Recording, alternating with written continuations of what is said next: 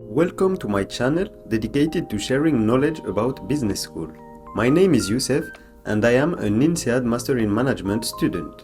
Today I'm going to give you all the tips I learned while preparing for the GMAT. All of those tips allowed me to reach a score of 720, placing me among the top 6% scorer.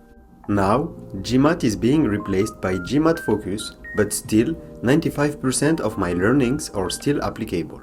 1 year ago, when I started to prepare my applications for Masters in Management in Europe, I realized I had to take the GMAT, the standardized test for business schools, both at the Master in Management level and at the MBA level. As I was targeting top European programs like HEC, LBS or INSEAD, I knew I had to score at least 700 to support my application. For the best MBAs, the targeted score is even higher. To give you a reference, the average score at London Business School is around 685 points and the minimum required is 600 points. Those are the figures for last year.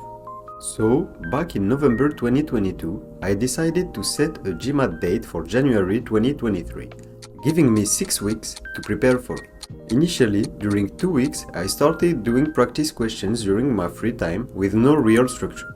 After these 2 weeks, I decided to take an official practice test, and I scored very poorly, 610 back in the days. This score was very far from my expectations. That is when I realized I had to be strategic about my preparation, and I had just 4 weeks left before the actual exam. As I have a mathematical background, the quant part was okay for me, but I had to focus a lot on the verbal part. I also skipped most of the integrated reasoning and analytical writing, as those are not part of the overall score on the GMAT. My study plans with 4 weeks left looked like this. From Monday to Friday, I spent 2 hours every day doing practice questions, and then, on the weekend, I did 1 test each day. For the weekend tests, I spent almost as much time doing the tests as reviewing them. I firmly believe that it's during the review time that you really make progress and understand your errors and what will allow you to score better on the D-Day. Here is my progression over the 6 tests I took to prepare for the GMAT. As you can see, it's not linear, and my best performance was on the best day, the exam day. I started with a 610 and finished with a 720 official score, which is higher than my 700 goal.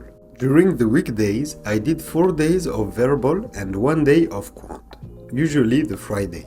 I spent most of my time doing practice questions, and I only reviewed lessons when I felt I lacked some learning in specific parts. Since the GMAT is a standardized test, the best preparation is probably to do as many questions as possible. But still, you need a very specific method. If you have 2 months or more to prepare, you can spend more time reviewing lessons and increasing your basis of knowledge in both mathematics and grammar. A good preparation and process are needed if you want your preparation to land good results. In fact, I'm convinced that you could prepare for 6 months and not get any results if you don't have the right methodology. The first thing is you should have a mistakes book. In this book, you should write down every single mistake you make, and then you should review this book at least 4 times a week. This book will help you understand what are the mistakes you make the most often, and hence correct them to improve your score dramatically. Personally, I spent almost half an hour before every practice session reviewing this mistakes book. The goal is to never make the same mistake more than once. For the questions I was struggling with, I spent more time learning the lessons and understanding the mechanics of each question. The second very important thing to me is to understand the overall test. In the GMAT, one answer is right for every single question. Hence, if you cannot find the right answer, you can proceed backwards by eliminating the wrong ones. Especially for the verbal part, if you cannot directly spot the right one, you can proceed by eliminating the wrong ones one by one. As the test is standardized, they cannot leave any doubt between 2 answers. So, the right answer is either clearly stated in the text or clearly inferred from the text. If I had only one advice I could give you for each part, it would be those ones. For the verbal part, only refer to the text and put aside your ideas. In fact, you should never use your own ideas to answer one of the GMAT questions. For the data part, write down the insights you get from the documents and convert them in numbers and equations when possible. For the quant part, plug in numbers to make sense of equations. Before giving you the top resources I used in my prep, let me give you one last trick I used before every session. I used to read 1 or 2 articles on either the Financial Times or The Economist. This for 2 main reasons. The first reason was to gain business knowledge that is very useful to understand the GMAT, and second, to train my brain to think properly in good English. If you are currently preparing for the GMAT, I have 2 things for you. As a GMAT focus tutor, I understand your challenges and have built solutions for you. My one-on-one tutoring sessions are real partnerships with one goal, your success. We will tackle weak spots, work on your strengths, and develop specific methodologies and shortcuts for you to go faster on the D-Day. Together, we will navigate your GMAT journey. We will turn your expectations into real goals and achieve them. So, if you want to book a GMAT-focused tutoring session, go in the description, it's the first link. Also, I created a free GMAT-focused practice test. You can do it, it's on the description, and with it, you will also find a specific correction that you will receive by email.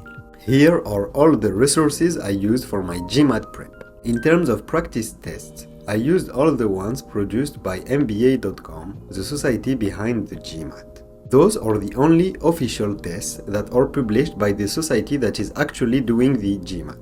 The first 2 are free, but I really think it's worth it to pay for the next ones. In fact, they can give you a real view of what the test will look like, and you will be graded on the same scale as the D-Day.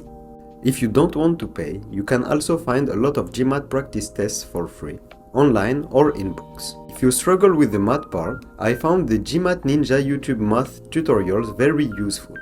In fact, this channel produces high quality content. If you want, you could look at it. It will help you for your math part, I'm pretty sure about that. For the practice questions, I used all of the books I could find in the library of my undergrad university.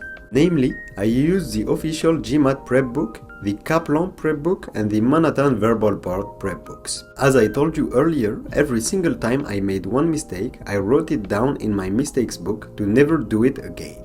This was the most effective way I found to track my errors. If you use it, make sure you write down every single error and don't make up excuses for yourself. This will force you to think efficiently, and just the fact of writing down your errors will make them stick in your head. As a non-native English speaker, I also use the Manhattan vocabulary list. I will put a link pointing to all of those resources in the description of this video. So do not hesitate if you want to use them. It's a good way to enrich your vocabulary, not just for the GMAT, but for your overall English business life. That's it for today's video. If you liked it, please like and subscribe to this channel. This channel will be dedicated to sharing my knowledge about business schools, how to get into them, and how to get the most out of them. If you have any questions about that, drop a comment. Anyway, see you guys!